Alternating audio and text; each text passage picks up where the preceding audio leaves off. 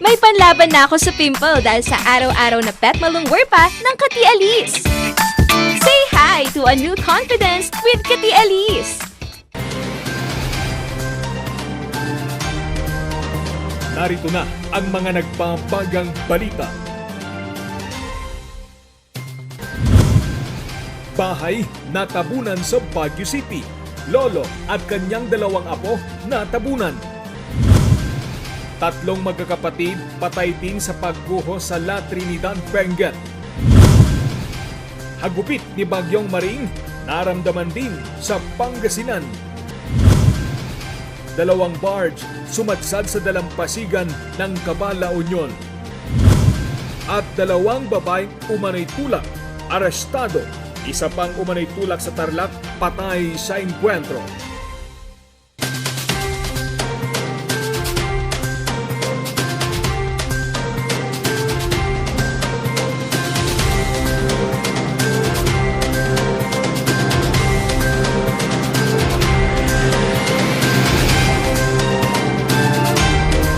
Live from the studio of RNG Luzon, this is Luzon Headlines.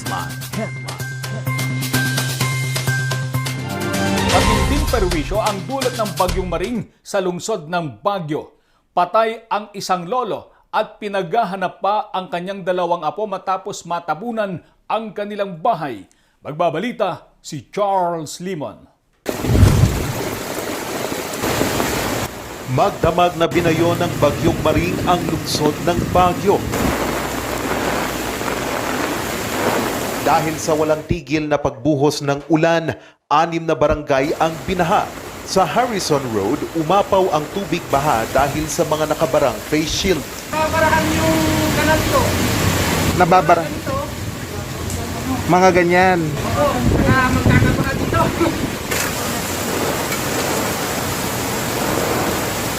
Sunod-sunod din ang pagguho.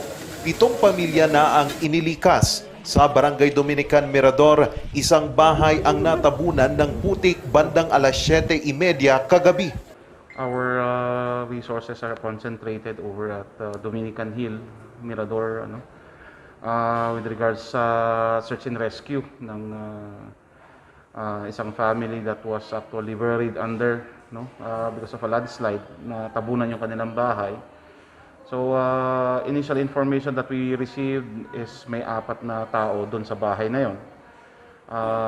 We received it last night.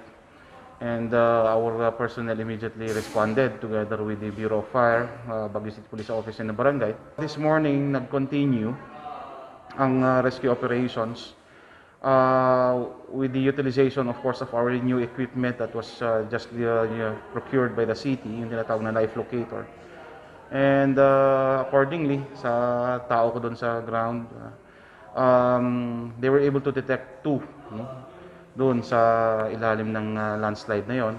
Walang sinayang na sandali ang mga rescue teams sa paghahanap sa mga natabunan na sina Alfredo Ocampo, 49 anyos, ang kanyang apo na sina Talia Ocampo, 4 na taong gulang, at Judy Rose Talipas, 12 taong gulang. Swerte namang nakaligtas sa pagguho ang may-ari ng bahay na si Mary Jo. Kwento niya, nasama siya sa pagguho, ngunit kalahati lang ng katawan nito ang nalubog sa putik.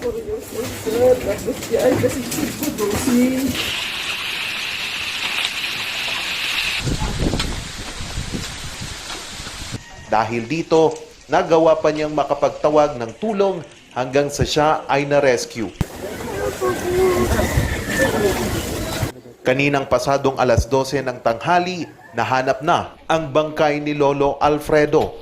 Base sa pinakahuling monitoring ng DPWH, 15 kalsada sa Cordillera ang sarado dahil sa mga pagguho. Inaalam pa ang kabuwang danyos ng Bagyong Maring sa rehiyon. Charles Nicolimon para sa Luzon Headlines. Sa La Trinidad, Benguet, patay ang 3 magkakapatid dahil din sa pagguho. Ang detalye ng balitang yan, ihahatid ni Irish Kawile. Kalunos-lunos ang sinapit na magkakapatid na ito, edad 2, 6 at 8, Sa Central Purocobog, Ambyong, La Trinidad, Benguet. Alas 8 ng gabi noong Lunes, October 11, naghahapunan ang kanilang pamilya nang matabunan ng gumuhong lupa ang kanilang bahay. Nagtulong-tulong ang kanilang mga kapitbahay upang mailigtas ang mag-anak. Buhay ang kanilang mga magulang. Naisugod pa sa ospital ang 3 magkakapatid pero idineklarang dead on arrival. Para sa mga nais tumulong, maaari kayong magpadala sa numero na makikita sa inyong screen. Ibinahagi naman ni Leng Panganiban Dizon, residente ng Betag, La Trinidad, ang mga kuha niya sa pananalasa ng bagyong Maring sa kanilang lugar. Lunes ng gabi nang bumuhos ang malakas na ulan na siyang sanhi ng pagtaas ng tubig baha. Ang kotse na ito halos lamunin na ng tubig baha. Tinangay naman ng tubig baha ang washing machine na ito. Patuloy na nararanasan ang pag-ulan sa Hilagang Luzon, kaya pinapayuhan ang lahat na maging mapagmatsyag at lumikas na kung nasa alanganing lugar. Irish Kawili para sa Luzon Headlines. Sa Pangasinan, ramdam din ang hagupit ng bagyong Maring. Pinasok ng tubig baha ang ilang bahay sa Dagupan City. Higit 50 pamilya naman ang inilikas sa San Fabian, Pangasinan. Magbabalita, Christine May Terrado. Dahil sa walang tigil na pagbuhos ng ulan bunsod ng bagyong Maring na sinabayan pa ng high tide, binaha ang mga pangunahing kalsada at ilang mga barangay ng Dagupan. Isa na dito ang barangay ng Poblacion Oeste. Pinasok ng tubig baha ang mga bahay sa lugar. Sa larawang kuha ni Kyle Brian de la Cruz, kita ang gabewang na tubig baha sa loob mismo ng kanilang tahanan. Yearly na po namin itong nararanasan po. Basta umulan po ng straight ng isang araw, diretso, automatic po, babaha na po dito. Sasabay po yung ulan and then yung high tide po. Ngayon lang po yung parang pinaka-sobrang taas na baha as of this year po na naranasan po namin dito. Nakaantabay naman ang mga opisyal ng Barangay Poblacion Oeste para sa paglikas sa mga residente. Pero nagpasya ang ilan gaya ng pamilya ni Kyle na manatili na lamang sa kanilang tahanan. Sanay na raw sila sa ganitong sitwasyon kapag may bagyo o di kaya ay high tide. Wala po kasi sobrang dami din po ng gamit namin. Tsaka gaya nga po ng sabi ko kanina, parang taon-taon na rin po namin itong nararanasan. Kumbaga immune na po kami. Sanayan na lang po. Ganun, na mabababad ka ng ilang araw. Ganun. Pero at the end of mga ilang araw, puho pa rin naman. Pero inamin na nangangamba sila sa banta sa kanilang kalusugan dulot ng baha. Hiling nila sa pamahalaang lungsod, sana ay magkaroon na ng agarang aksyon sa paulit-ulit nilang problema. Dahil sa bagyong Maring, suspindido ang klase sa lahat ng antas sa lungsod. Suspindido rin ang trabaho sa mga government office maliban lamang sa mga ahensya na kailangan sa mga emergency response. Inikot naman ng alkalde ang lungsod at nagtungo sa Dagupan City Public Alert Response and Monitoring Center upang personal na makita ang kalagayan ng mga Dagupenyo. Sa San Fabian, Pangasinan, higit 50 pamilya ang inilikas mula sa Barangay Nibaliw, Narvarte at Barangay Kayanga. Ipinatupad ang forced evacuation kagabi sa mga naturang lugar dahil sa banta ng pagbaha bunsod ng pag-apaw ng ilog. Nasa higit 200 katao ang inilikas sa San Fabian Sports Complex. Nakabantay naman sa evacuation center ang mga kawani ng San Fabian Municipal Health Office upang masiguro na nasusunod ang mga safety protocols at upang mabigyan ng agarang atensyon ang sinumang may pangangailangang medikal. Sa lungsod ng Urdaneta, kita sa video ang paglusong ng mga kawani ng Bureau of Fire Protection sa ilog para sagipin ang 13 manggagawa. Na-stranded kasi ang mga ito nang umapaw ang tubig sa ginagawang tulay sa barangay Pinmaludpod. Ginamit ng mga manggagawa ang kanilang sasakyan upang makahingi ng tulong sa mga nagdaraan sa lugar. Tagumpay na nailigtas ng mga bumbero ang mga manggagawa sa tulong ng mga opisyal ng barangay at Public Order Safety Office ng bayan. Christine May Tirado para sa Luzon Headlines. Susunod, 2 bars na puno ng itim na buhangin sumadsad sa Cabala Union. Yan at iba pang balita sa pagbabalik ng Luzon Headlines.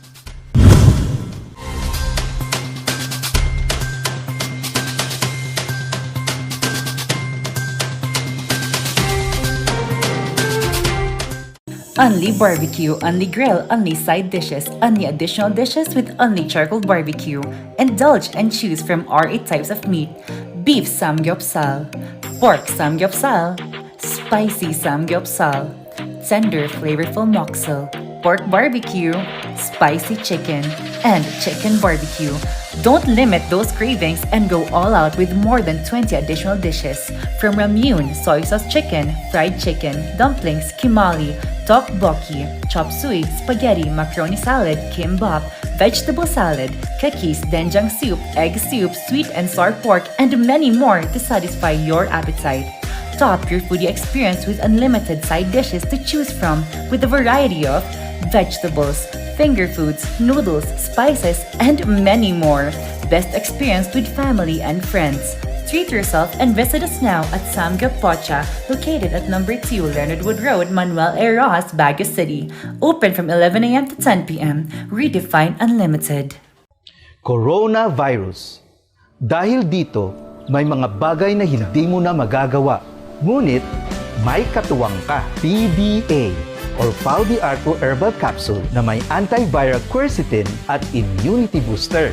Mag-PDA or Pau de Arco Herbal Capsule araw-araw para iwas sakit, iwas virus. PDA.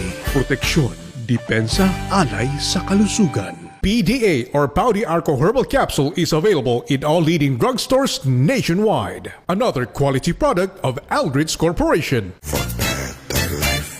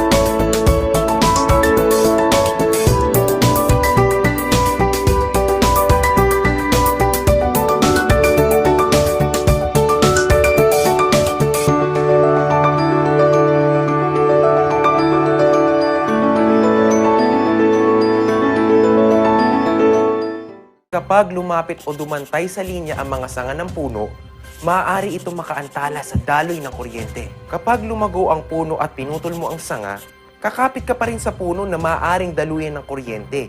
Sanhi upang ikaw ay makuryente. Dahil sa lakas ng kuryenteng dumadaloy sa linyang ito, ang paglapit at pagdikit ng anumang bagay tulad ng metal, kahoy, pati na rin ng bato ay nakakamatay. Ang paalalang ito ay mula po sa NGCP. Masakit ba ang likod, ang kasu-kasuan? Namimitig o masakit ang iyong kalamnan? May rayuma, arthritis o nahihilo? May stiff neck, flatulence o masakit ang ulo?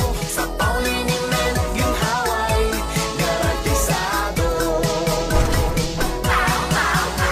Pauliniment, isang pahid ka lang. Dahil walang out sa Pau!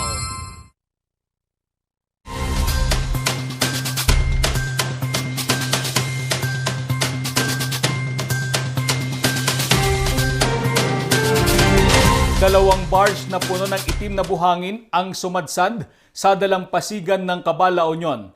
hindi pa matiyak kung saan galing ang mga ito. Magbabalita, Randy Guzman.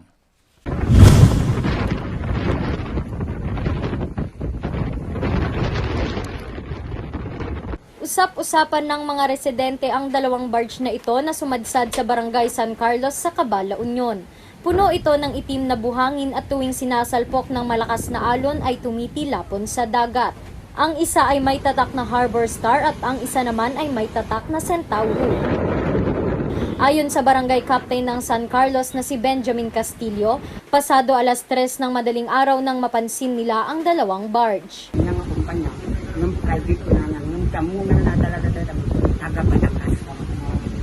Patuloy pa rin ang pakikipag-ugnayan ng mga opisyal ng barangay, pamahalaang lokal ng Kaba at Coast Guard para matukoy kung sino ang may-ari, saan galing at kung paano ito napadpad sa lugar.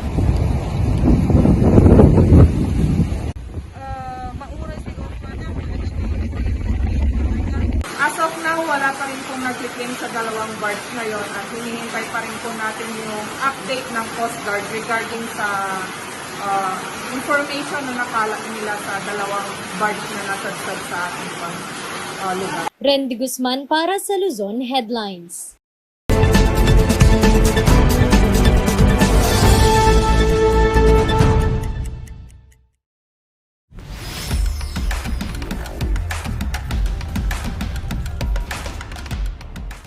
Punta tayo sa hot topics ngayong election period.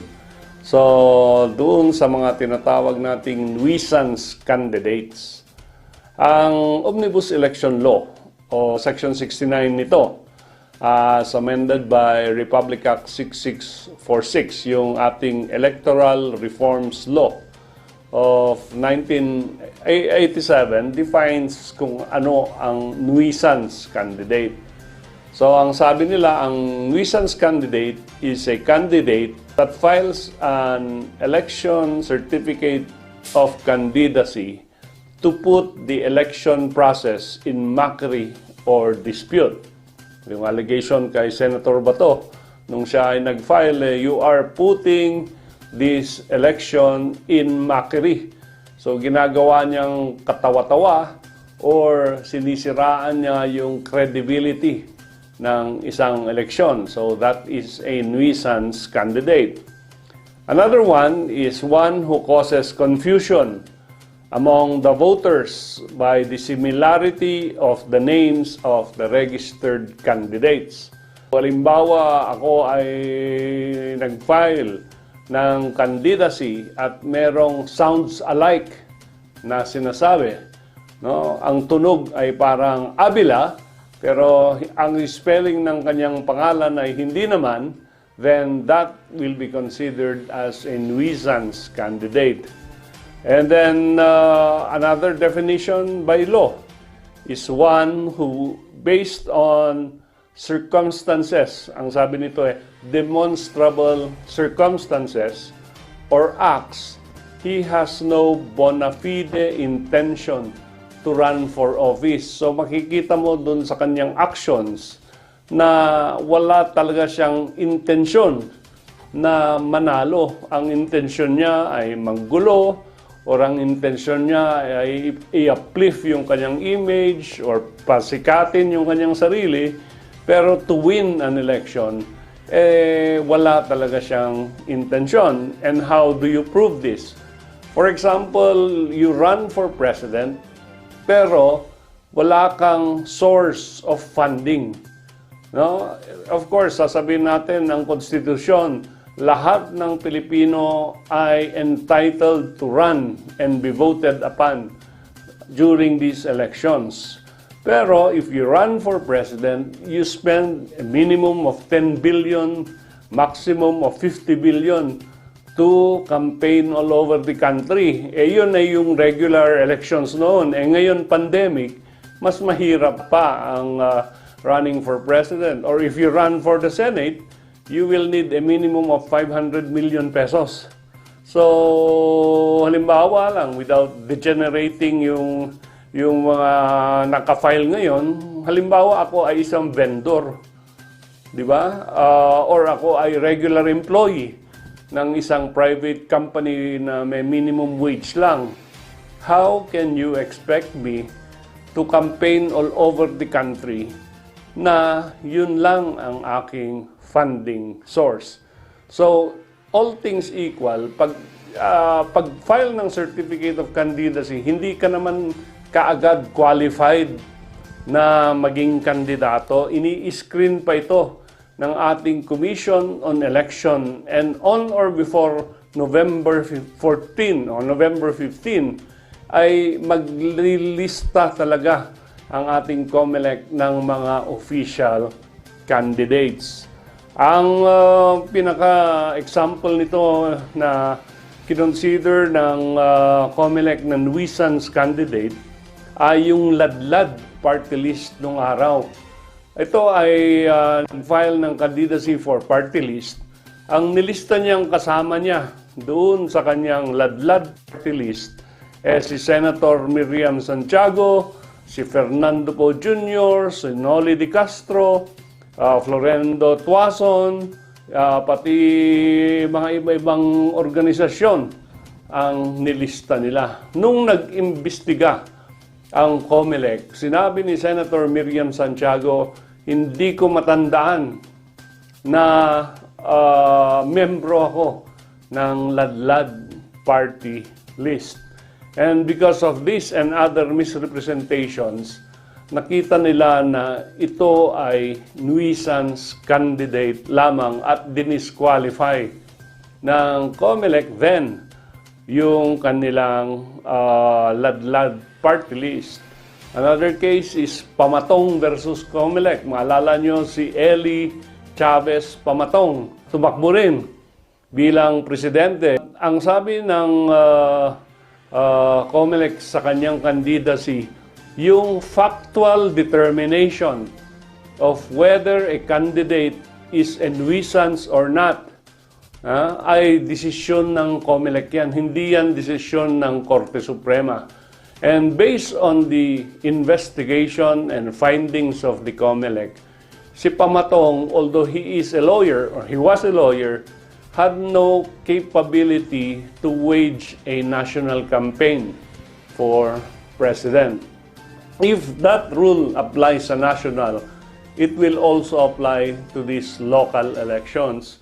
So again, function ng COMELEC, i-determine nila kung sino talaga ang merong capacity and capability to launch a local campaign during the next 45 days. Pag hindi makita ng COMELEC yung capability na yan, baka ma-declare ka na nuisance candidate.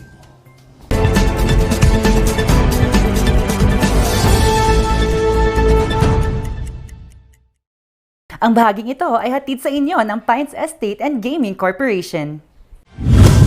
Susunod, dalawang babae na umano'y tulak ng droga, arestado. Ang detalye sa pagbabalik ng Luzon Headlines.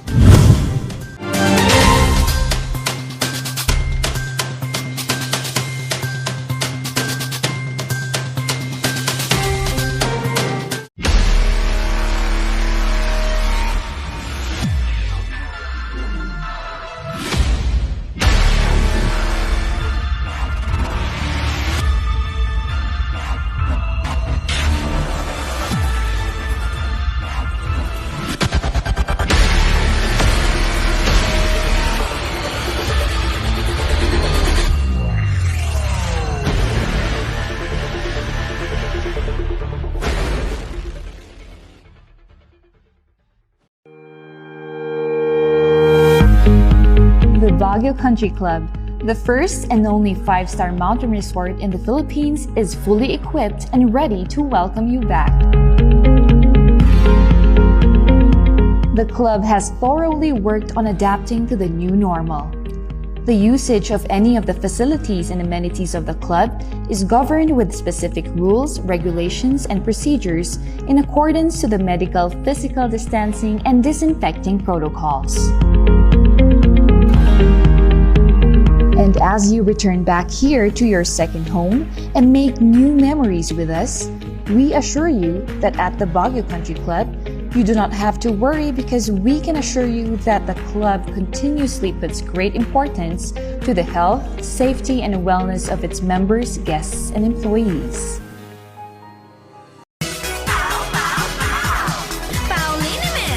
Masakit ba ang likod, ang kasu-kasuan? Namimitik o masakit ang iyong kalamnan? May rayuma, arthritis o nahihilo? May stiff neck, flatulence o masakit ang ulo? Sa Pauliniment, ginhaway, garantisado. Pauliniment, isang pahid ka lang. Dahil walang aw sa PAW! The most beautiful design you will find ever. Great furnitures and better price. Made in Korea. Art and Furnitures. Visit us at San Luis Bugul, La Union. Contact us at 0915-117-0111. Art and Furnitures. TG Home Builders po? Yes po, sir. Sir, paano po umorder online ng mga hardware supplies? Punta lang po kayo sa facebook.com/tghomebuilders at i-message nyo na lang po kami doon at mayroon lang pong sasagot sa inyo. Sir, ang TG Home Builders po ay isang tindahan na nag-offer po ng mga finishing material. Easy to install at mas makakatipid po sila ng oras at sa pera po nila. Mas concentrated po kami sa mga modern materials. TG Home Builders! We turn houses into homes! Coronavirus. Dahil dito, may mga bagay na hindi mo na magagawa. Ngunit, may katuwang ka. PDA or Paldiarco Herbal Capsule na may antiviral quercetin at immunity booster. Mag-PDA or Paldiarco Herbal Capsule araw-araw. Para iwas sakit, iwas virus. PDA. Proteksyon, depensa, alay sa kalusugan. PDA or Paldiarco Herbal Capsule is available in all leading drugstores nationwide. Another quality product of Aldrich Corporation.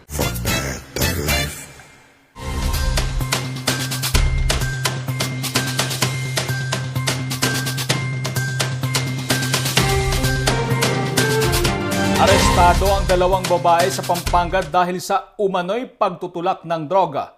Sa Tarlac, isa ring umano'y pusher ang patay sa engkwentro. Ang detalye sa report ni Christian Zamora. Sa bypass operation ng mga operatiba ng Mabalacat City Police at Pampanga Provincial Drug Enforcement Unit nitong Lunes ng gabi sa Barangay Dau, timbog ang 28 anyos na si Jonalyn Monte o mas kilala sa alias na Tomboy.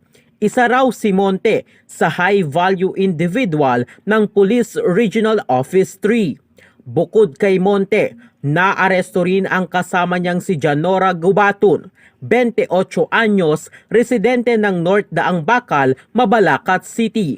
Nasamsam sa kanila ang 2 pakete ng hinihinalang shabu na may bigat na 110 grams na may estimated street value na 748,000 pesos. Mahaharap ang dalawa sa paglabag sa Section 5 at 11 in relation to Section 26 ng Article 2 ng RA 9165 o Comprehensive Drugs Act of 2002. Wala pang pahayag ang dalawa. Sa Angeles City naman, arestado sa bypass operation ng Angeles City Police Office Station 2 sa Barangay Lourdes Northwest si Jerome Aguilar, 30 anyos. Residente siya ng Barangay Tagumpay sa Quezon City. Nasamsam umano kay Aguilar ang 10 plastic na naglalaman umano ng 1 kilong shabu. Nagkakahalaga ito ng 6.8 million pesos. Nakumpiska rin sa sospek ang marked money. Mahaharap ang sospek sa reklamong paglabag sa Section 5 at 11 ng Article 2 ng Republic Act 9165. Wala pang pahayag si Aguilar. Patay naman ang isang pinaghihinalaang drug pusher nang makaengkwentro ng mga otoridad sa Barangay Tarigi, Tarlac City. Kinilala ang sospek na si Jonah Leporada, 26 anyos at tubong Dasmariñas, Cavite. Na-recover sa sospek ang isang 38 kalibre ng baril na may 2 bala, 6 na sachet ng hinihinalang may lamang shabu at marked money. Christian Zamora para sa Luzon Headlines. At yan ang mga balitang nakalap ng Luzon Headlines ngayong araw. Maraming salamat at muli, magandang gabi po sa ating lahat.